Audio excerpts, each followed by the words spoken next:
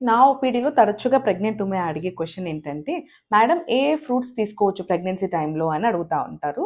దాని గురించి వాళ్ళు డిస్కస్ చేసుకుందాం. Hi everybody, I'm doctor Srilekha Kurapati from Srilekha hospitals Kodad. First best fruit వచ్చేసి బనానా. దాంట్లో పొటాషియం కంటెంట్ ఎక్కువ ఉంటుంది. ఒక్క బనానా తీసుకుంటే హై ఎనర్జీ వస్తుంది.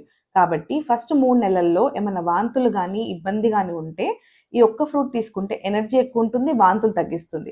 అదే సెకండ్ ట్రైమిస్టర్‌లో కాళ్ళ నొప్పులు, కాళ్ళ లాగడం లాంటి కంప్లెయింట్స్ చేస్తుంటారు.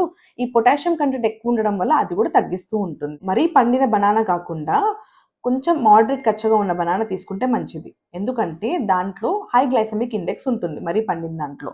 జెస్టేషనల్ డయాబెటిస్ వాళ్ళు అవాయిడ్ చేయడం మంచిది. సెకండ్ బెస్ట్ ఫ్రూట్ వచ్చేసి యాపిల్. యాపిల్‌లో హై ఫైబర్ కంటెంట్ ఉంటుంది. అలాగే విటమిన్ సి కూడా ఉంటుంది. దీనివల్ల జీర్ణశక్తి పెరుగుతుంది.